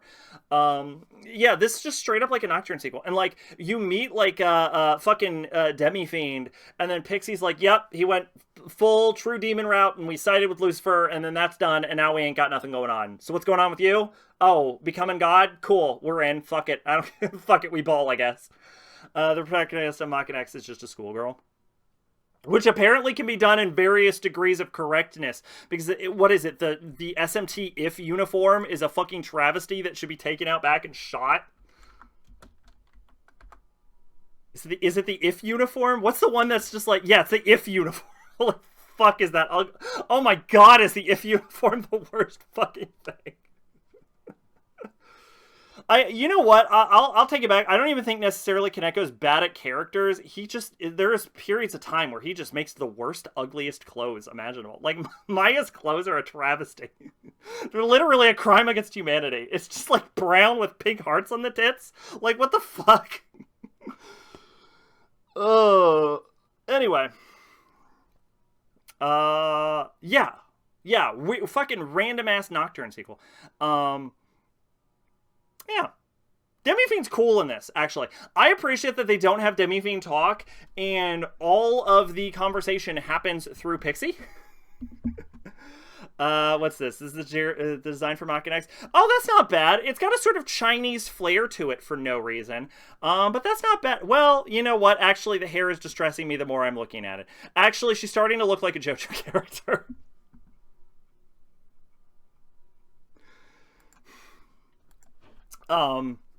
Let's see. Yeah, I'm going to say this right now. Of all of the SMT protagonists, Demi-Fiend is the most Chad protagonist, and I'm going to tell you why. It's not because he's the strongest. In fact, controversially, he might be one of the weakest protagonists in any Megami Tensei game. I know so many SMT fans are probably pissed off that I just said that, but it's kind of the truth. He's probably one of the weakest if we're being realistic here. Like, across the entire franchise, his like, best feat is he loses, he wins a fight against Lucifer who's barely trying. It's not great, is what I'm telling you. But the reason Demi-Fiend is the most Chad of the fucking SMT protagonists is this man was in a hospital, met a pixie, and was like, this is my forever girl. I will bring her everywhere. I will make her level 80, and we're gonna go kill God together. Fuck off. And then he did. And then in SMT 5, which takes place 18 years after that, he still has the same fucking pixie. He found a pixie in a hospital and is like, I am marrying this woman. You tell me another fucking protagonist in any MegaTen game that did that. You can't, because it didn't fucking happen. And that's why the Demi-Fiend is the best.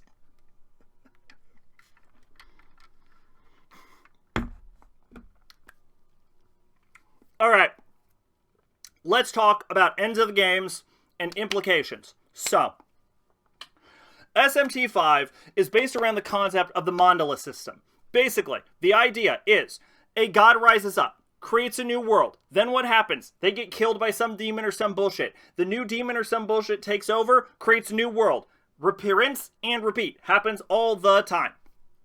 Okay, so theoretically, according to Lucifer, if you possess an adequate enough knowledge, you can create a world that is independent of the mandala system, and I literally don't fucking believe him, because the end of the game doesn't believe him. The end of the game is like, will this world truly last? If the end of the game is like, will it last? It probably won't last then, right? He's probably full of shit. According to the 1993 manga Shin Megami Tensei Tokyo Revelation, Pixie can make herself human-sized if she wants. So you know those two are fucking. I mean, I'm gonna be totally honest. She's kind of dick-sized anyway. They're probably fucking regardless. All right, is what I'm saying.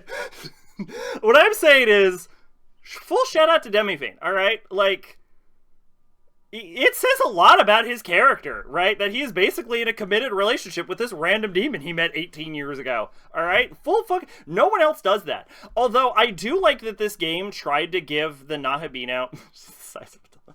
It makes her dick sized. I do like that the game tried to give you your own version of Pixie in Amanazako. And honestly, I love her questline. Well, okay, I love the end of her questline. Her questline itself is actually really awkward as fuck. But I love the end of her questline where she's like, I was searching for my one true person, and that's you. That's fucking heartfelt. That is adorable. I love that. I ship it, is what I'm saying. So yeah, Amanazako, I think was a really nice addition to the game. I wish she was kind of in it more. She leaves your group randomly for no real narrative reasons in both routes for no discernible benefit to the narrative, and I would have liked if she would like, and I know the idea is that you swap out your navigators. I wish she was just your navigator the whole time. Is what I'm saying. I almost wish they leaned... Normally I'm against, like, the MegaTen mascots. I almost wish they leaned into her as a mascot more. She almost feels like a wasted opportunity in that regard. There's also this period in Canon of Creation where she randomly knows about the keys, and I genuinely do not think that is ever addressed. Like, what the fuck is that about? Where she's just like, oh, let me tell you about this cake. Oh, what was that? I don't know. Like, I know she's like a goddess, but, like, what the fuck is happening? Neither of them sit on your shoulder. You see Pixie sit on Demi-Fiend's shoulder, I believe, in this. Gallica Supremacy. Is that true? Did they not sit on your... Yeah, I think you're probably right. Yeah. Shout out to Gallica, I guess. You do see Pixie sit on Demi-Fiend in this, but you know, it's 18 years later, who's to say how long that relationship took to get. But yeah, also, fun fact, at the end, when you do the Destroy the Throne ending, your character, Nahabino, does the Demi-Fiend pose, before breaking it. Why? I don't know, but it's a cool reference, I guess. Alright, so let's talk about the endings. Let's talk about, what is theoretically the best ending. And obviously, this is a bit dependent on what your goal is. Are we talking like best ending for humanity or best ending for demons? And I think it's a bit controversial on that, but let's go over it. All right, do you want to preserve God's order? God, theoretically, the law ending of this, like the actual true law ending, is probably not bad. They say that no one needs to think in this, but like there's no real implication that you're removing people's willpower like in other law endings. So, excuse me, theoretically, the law ending of this game is just a reset to the status quo. And that's not terrible. But according to Lucifer, if you absorb his knowledge, you will, you'll be able to, like, transcend the mandala system. Problem with SMT5, I like my demon buddies, so I want to keep him around, you know? Yes, yes. Well, Amanazako fucks off once you enter the Empyrean for no reason.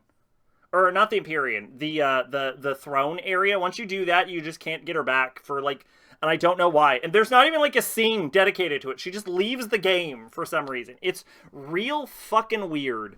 They don't do that in Vengeance, which is, again, why the Vengeance route is better from a gameplay perspective. But, yeah, so according to Lucifer, when you absorb his knowledge, you can, like, lock in your mandala system, like, world. So if you believe Lucifer, and I don't, because he's contradicted by Satan, and I trust Satan way more than I trust Lucifer in this game, then, like, theoretically, status quo, ending, law, not terrible. If you get a Monozako in your party, she can't be your navigator at all. That is not true in Vengeance, actually. And I know that because I played the game 6 times, and she never left my party after game 2. She's like level 150. I kept her around the entire time.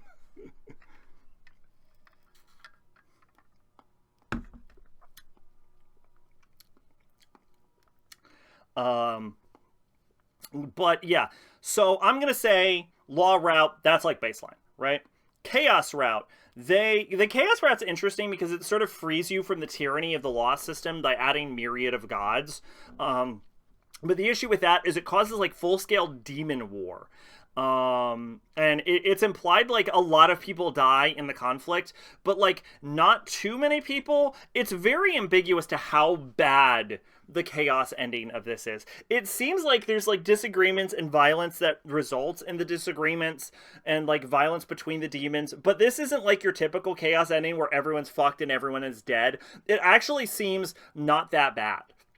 But I would argue that if we go along with the implications of this, it's probably worse for humanity as a whole, but probably better for demons as a whole. Whereas with the law ending, it's probably better for humanity, but worse for demons. But also there might be an implication in the law ending that free will is removed, in which case the law ending is the worst ending, probably.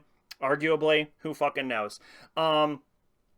So then there's Destroy the Throne ending, where you break the throne, the mandala system is fucking fucked at that point, and it's a full-out war between demons and humans. And I think what's interesting about that ending is the implication that humans actually totally win eventually after, like, a shit ton of casualties, but this also feels so very unnecessary that I cannot in good faith argue that Destroy the Throne is the best ending to the game,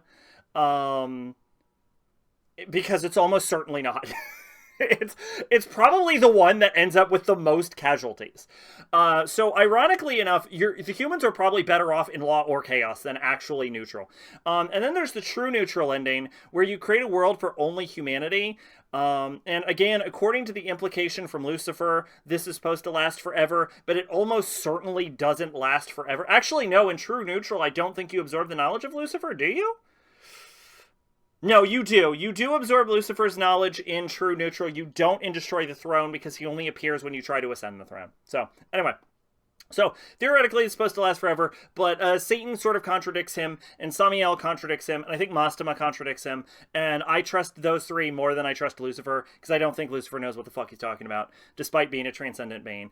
And so you create a world for only humans. So this is clearly the world that's probably pretty good for humans, but theoretically, this is just as good as a law ending, and also, it's fucking terrible for demons. So arguably better than the law ending overall, if we're talking about like what's best for everyone, but like only slightly, and it's also kind of terrible is what I'm saying. There's Yoko's ending where everyone dies, so that's bad. But according to Yoko, theoretically, the new world will be born. So if we're not judging the current world status and we judge the status of the new world, then theoretically, the new world creates a world of infinite possibilities. But this world of infinite possibilities, according to Satan, is still tied to the mandala system, which, as pointed out by Mastema, pointed out by Samiel, pointed out by Satan, the new world, and even hypothesized by Yoko herself, which is why I am so adamant that Yoko is fucking wrong. If you destroy the world, realistically, the mandala system will be re-implemented, someone else will take the throne, and the cycle will just restart itself. You've bought yourself like 5 minutes of time, and you killed everyone to buy yourself those 5 minutes, which is why Yoko is just like objectively wrong, despite having the best ending cutscene in the entire series. Anyway, then there's Tao's ending, where you create a world where everyone's happy and everyone gets their wish, theoretically including demons, which is why Tao's ending is just objectively the best for everyone. Kind of no way around that. And also, this is one of those situations where you absorb Lucifer's knowledge, and so the world is theoretically permanent. But again, I sort of don't trust Lucifer. But at the very least, it still ends up in the highest net happiness for theoretically everyone if you go for the Tao ending. So, if you want the best possible ending with the most possible people happy, you choose the vengeance route, then you go law. If you want the least people happy, you go vengeance route, and then you go Toko. And if you just want to fuck everything irreparably for no reason, I guess just break the fucking throne. But everyone is correct in saying that is a horrible waste of resources. What are you doing?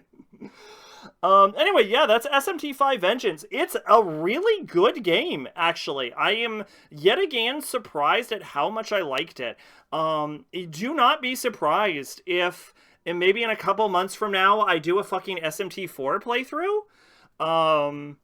Yeah, because you know what? I was always, the SMT has a sort of issue with its fan base in a very similar way that like Dark Souls has an issue with its fan base, where I was always off-put from the games by the fans themselves being like, oh, it's so hard, it's super gritty, everyone's dead, you gotta kill your friends. And then like everyone I've played, like it's kind of accurate, but it's also like kind of absolutely not true at all, is what I'm saying. Like they really like oversell how hardcore it is, both like difficulty wise and like narratively. It's like really not that edgy, and I think it's a franchise that sort of gets undercut by its own fan base, like its own terrible fan base, in a same way that I think the whole Dark Souls fan base gets undercut by having a terrible fan base. I think most of my issues and reluctance with it is like purely fan based, and it actually gives me more hope for the other games, and I'm sort of more interested in checking those out also. Which will definitely be 4, for the record. Because I've done 3, and I've done 5, and I've done Strange Journey, and it's definitely going to be 4, because although at some point I do want to play 1 and 2, and MegaTen and MegaTen 2, MegaTen and MegaTen, like, MegaTen 1 and MegaTen 2, like, the original Megami Tenseis are, like, there's like 300 different adaptions, and I have to figure out which ones are the correct adaptions, and everything I know about those combat systems makes me go fucking crazy. So definitely would go with 1 or 2 instead over that. But yeah, I would jump into 4 for sure. 4 would be my next SMT game. Absolutely. Maybe if. But yeah. Only SMT thing I have to add is I'm shocked 70 hours into Metaphor and this motherfucker isn't Lucifer. That man looks like Lucifer. There's sometimes you just encounter games in a MegaTen game, and you're like, that motherfucker is Lucifer, and then just like occasionally it isn't. It just looks exactly like Lucifer. His name is Lewis. Oh my god. SMT fans are awful. No ands, ifs, or buts. The fan base is fucked. I recommend Kyakkyo Megami Tensei. Is that the one? I know there's like 300 adaptions, and some of them are more faithful. I would want to play the one that's like the one you're supposed to play is the thing. But there's like 300 of them, and I'm not sure. But anyway, I played Vengeance. It was pretty fucking good. Shockingly. Both routes. Still don't know which one I like the best. So, moving on to the greatest movie ever made. This is the SNES remake of Megami Tensei 1 and 2. Gotcha. I will forget that forever, but don't worry. I'll get to it eventually, I'm sure. I watched the greatest movie ever. It's called Time to Duel. This is a fan-made Yu-Gi-Oh film that adapts nothing, actually. This doesn't adapt to any part of the manga because it's fucking insane. Because it starts off with a duel between like Taya and Mai Valentine, and then it ends with like a duel between like Yugi and Seto Kaiba, and then like Pegasus is alluded to, but they don't get to that part of the series, and they're like, to be continued, we're gonna make a sequel, and then they never made a sequel. And believe me, I fucking looked for it.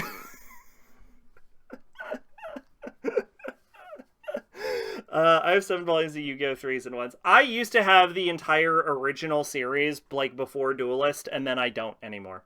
It was fucking crazy. Anyway, this is, like... The production value on this movie is so hilariously low. It's amazing to me. But also, like, again, this starts with a duel between, like, Taya and, like, Mai Valentine for no fucking reason. It's clear that this is, like, a real fan film made by fans of the Yu-Gi-Oh! Series. But, like, it is terrible in the most adorable way, and they managed to like replicate the anime's weird ass card mechanics that like you would never see in an actual game of Yu-Gi-Oh!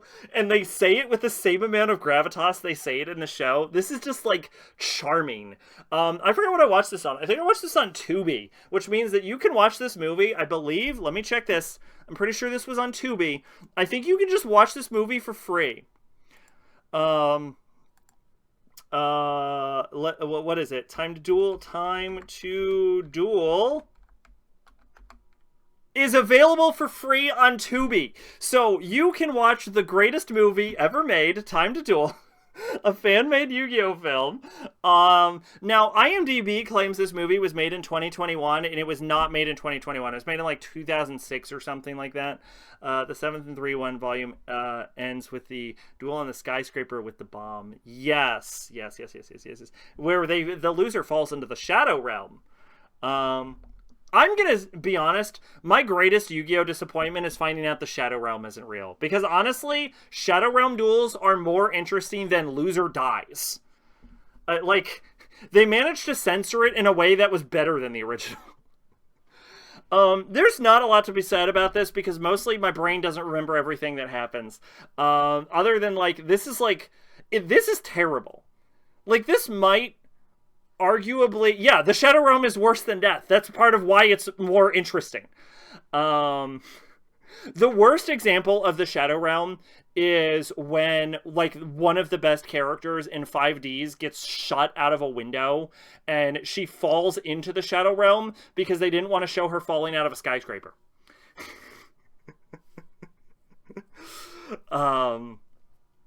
But yeah, this might be one of the worst movies I've ever seen, but it's just so charming. This is like one of those good bad movies, and I would recommend it to everyone. So check it out, Time to Duel. It's just free. You can just find it for free on Tubi. It's delightful. All right, moving on from Time to Duel, I listened to an album. I listened to Eminem Relapse. This is an album that no one liked when it came out, and I'm gonna say something controversial. This is my favorite Eminem album I've watched so far in this Eminem album listen along.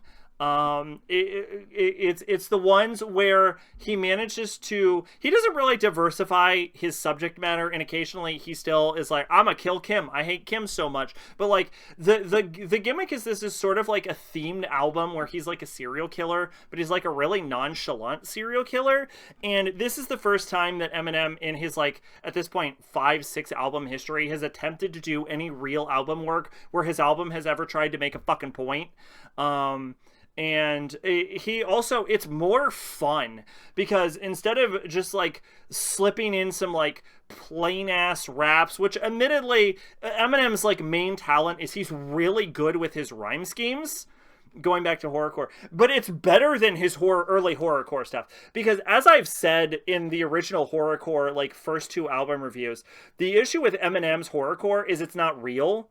And like again, you can like, as fucked up as it is to say, if you want to get like really fucking spooked out, you can find like drill rappers who are like, yeah, I killed the bitch and then buried her in a fucking woods, and like they did though, and like Eminem didn't.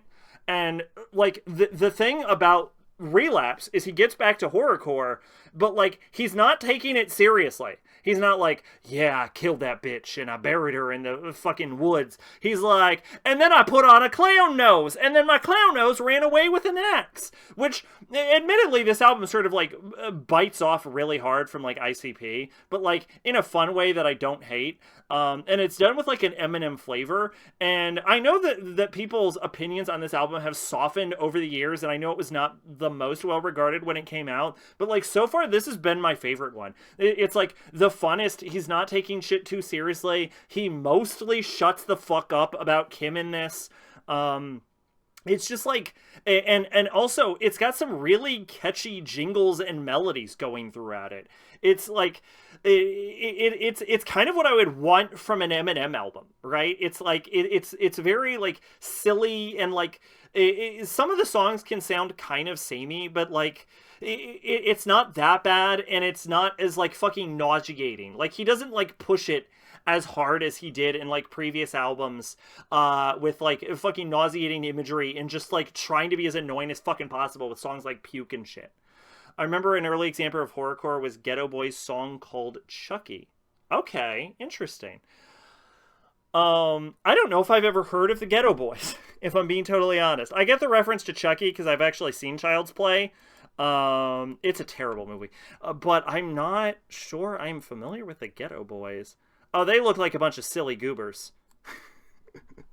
They look like a bunch of silly little goobers. Oh, I've heard of Scarface. I know Scarface. Scarface is famous. I'm less familiar with Bushwhack Bill and Willie D, though. I've probably heard of them now and again, but I'm not like super well versed in, what is that, 80s hip-hop? In 80s hip-hop. Yeah, my hip-hop knowledge falls off in the 80s, alright? It extends mostly into from 90s onward. Because I need to say this. I was not born yet. when they were active. I think I was not born yet. 1990. I was literally not born yet. So, you know, that's part of it.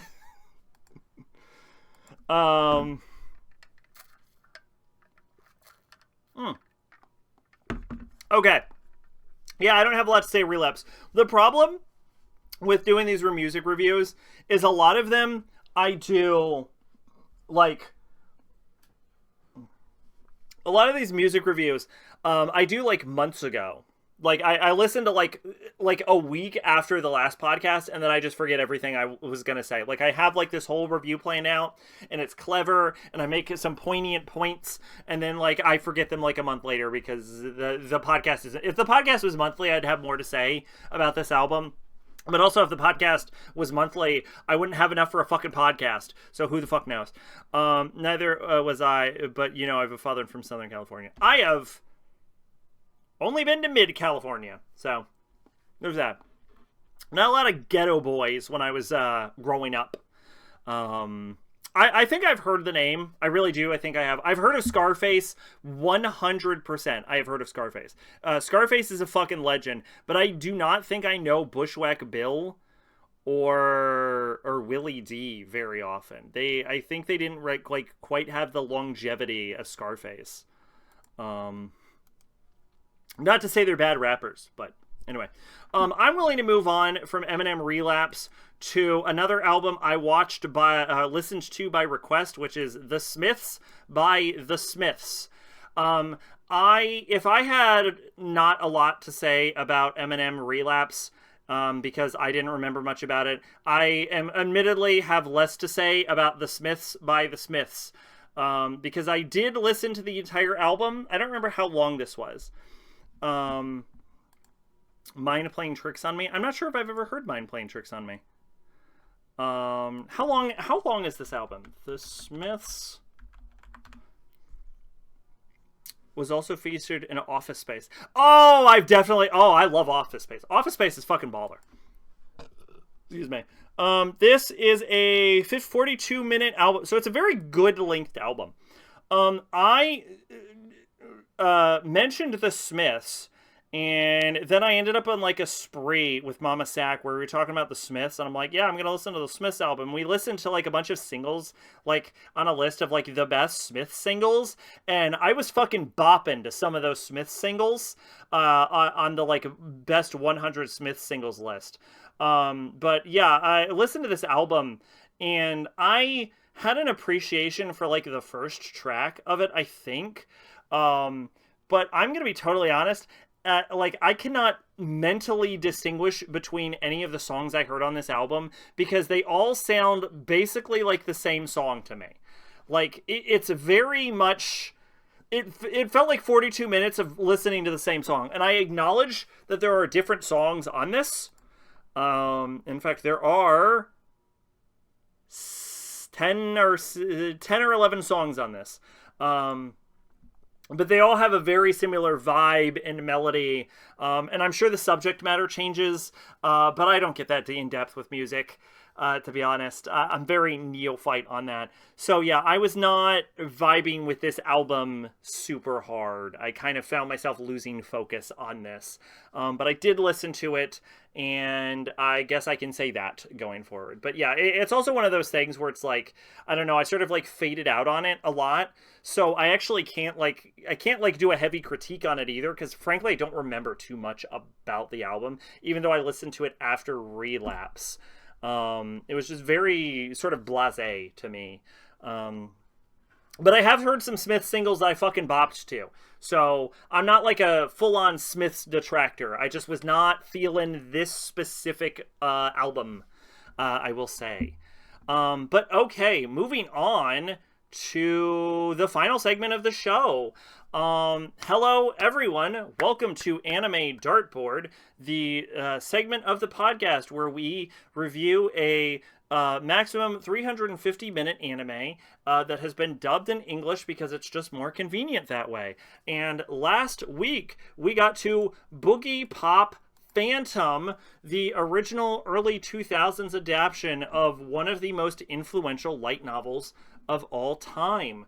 I assume, of course, that everyone watched Boogiepop Phantom like you were supposed to. You all listened to Boogiepop Phantom, so I don't need to give a synopsis. I have seen the other Boogiepop version, which is Boogiepop and Others, and Boogiepop has a sort of like Monogatari-esque vibe, which makes sense because it inspired Monogatari, where people's problems are caused by their own sort of like mental delusions. And I thought it was really cool in Boogiepop and Others, and I think Boogiepop and Others is a very underappreciated adaptation of the Boogiepop story, which I believe was the arc before Phantom. Because I think it was Boogiepop and Others, and then Phantom was a sort of sequel or something like that. There's like a weird jilted order on that. But anyway. Yeah, so whereas like Others was a very like straightforward story where you got to see the interactions between the supernatural creatures and you got to see more of a deep dive of the characters, you do in this, but it's done through that like early 2000s veneer, and I kind of fucking hated it. It's like this show felt to me very like paranoia agent or like Serial Experiments Lane inspired with the way it like told its narrative, where it told it through like specific character lenses, but also disjointed, but also sort of like unreliable narrator style, where the show itself feels like it's diving into psychosis, and I fucking hated it. Because I hate that sort of like psychological horror, you don't know what's real kind of thing, because it just feels like cheap random bullshit happening on the screen for the sake of cheap random bullshit happening. I can definitely say Boogiepop and Others was not like this, but yeah, the sort of like paranoia agent, Surreal Experiments Lane vibe from Phantom was fucking not it for me. I think some episodes were better than others. I think the girl that created Butterflies was a sort of interesting character. I don't think it was like all bad, but like mostly this was a show that I was watching just waiting for it to fucking end. Also, there's like a clone of Boogiepop in this, so you don't get real Boogiepop, which is disappointing because real Boogiepop is actually an amusing character. So yeah, that's Boogiepop Phantom. I was not into this. I was actually really disappointed that this was the route it was taking. It was very common in like the early 2000s and like late 90s to go this like sort of psychological, disjointed, psychedelic route. But like, the fuck was that a period of time that annoys the shit out of me. And I did not feel any less annoyed during this, because it feels like they're trying to make a show interesting by making it inscrutable, but that inscrutability is a specific reason why I'm detached from the events happening in the show. And like, if I watched it twice, I'm sure I would understand it perfectly, but the problem is, if you didn't hook me the first time, why would I bother to watch it a second time? And I think that's a major issue with shows like this that like hinge themselves on these like sort of like psychedelic, psychological, I'm gonna make up a term, anti-narrator storylines. And so like if you end up detaching the audience, I don't know why the audience would reattach themselves, which it doesn't shock me that the anime itself has a very low mal rating, specifically because of that, because of that sort of like level of like unnecessary inscrutability and like the demand to fully understand how all of the characters and their interactions happen during this time period, to like watch it twice just so you can see how all of the characters fit together and what events occur in what order. And it's just like, it's not worth it. Like, I could do it and I could figure out the story and I could get into details about that, but I don't fucking care. And I should want to care. Like, if this was like a well-made show, I should have watched this and been like, ooh, I should watch this a second time to know what the fuck is happening in it. But I don't want that, and I'm not going to do that. So yeah, that's Boogiepop Phantom. And I think we're good to move on to the spin. So let's pull this bitch up. Wheel of Names. Here we go. All right, what do we got? Shuffle, shuffle, and shuffle. Oh, also I've been watching like some anime recently. So some of this stuff, like, we might need to re-roll because I might have seen some of this and I forgot to take it off my dartboard list. But click.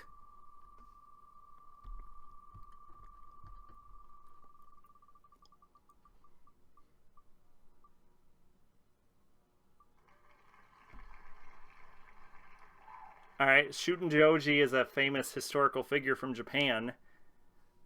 I don't know what Shootin' Joji the anime is.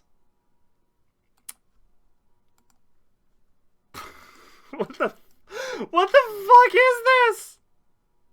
Shootin' Doji is an anime, the Star Hand Kid. Oh, I've heard of this. Never mind. From 1989 to 1991. It is a 4-episode OVA series. Oh, my microphone is in the way.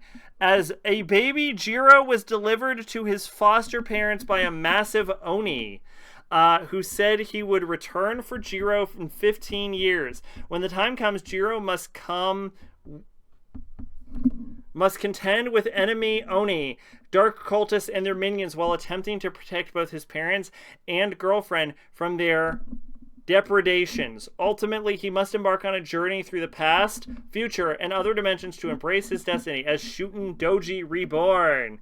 Oh, is this a Go Nagai work? Okay, interesting. That would explain why it's on here. All right, it's got an average score of 5.71. Apparently, it's Go Nagai, so you know it's probably terrible. And let's see, its genres are horror, sci-fi, supernatural, historical, mythology, space. Demographic is shonen. 50 episodes a pop at 40 is 200 minutes. So it's actually a relatively long show. This would be the equivalent of a 6-episode anime. 9-episode anime. This is the equivalent of a 9-episode anime. And man, let's see who the director is. The director is Junji Nishimura. You're just picturing Shootin' Joji from Fate? I didn't know that. I'm not surprised there's a Shootin' Joji from Fate, but I don't know. I'm unfamiliar with the character. This man has directed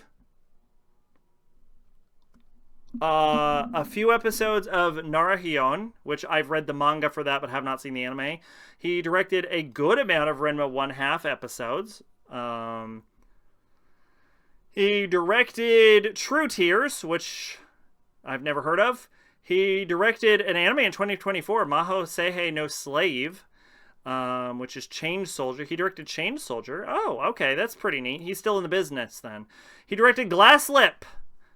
That's pretty cool. Fuck yeah. That's the best part of Glass Lip is actually the direction. He directed Kyokara no Mao, which is one of the few anime I ever dropped. Not because of him. He directed Vivid Strike. Okay, interesting. He directed Dog Days. I don't know what Dog Days is. He directed Bakun.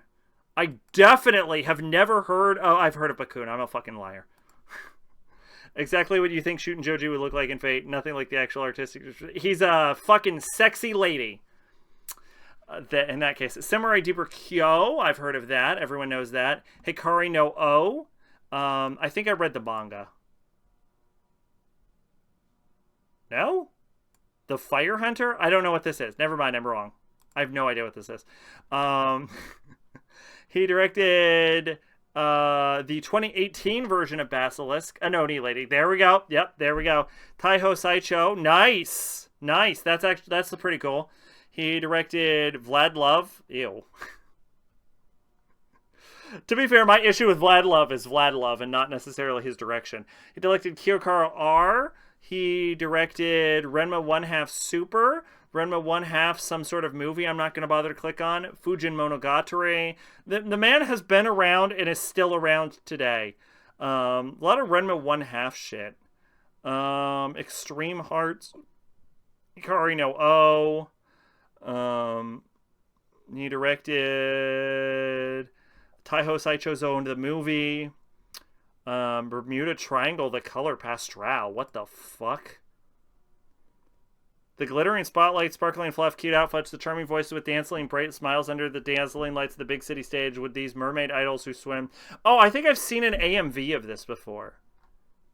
This is apparently a spin-off of Card Fight. Is this a Card Fight Vanguard spin-off where they just show the cards being sexy mermaids? Because why don't we have that with Yu-Gi-Oh? Hamlin no Violin. Okay, interesting.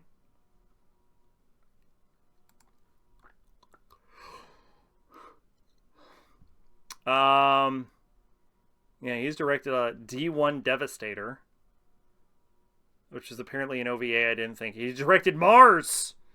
He directed Pro Golfer Saru, Daibutsu Kankyo Kaigai, Kaigi, and Shin Pro Golfer Saru, and more Shin. Okay, well, he's directed some shit you've never heard of and some shit you've probably heard of if you watch the show enough. Okay, this is Shootin' Joji. Go Nagai work. It's probably bad.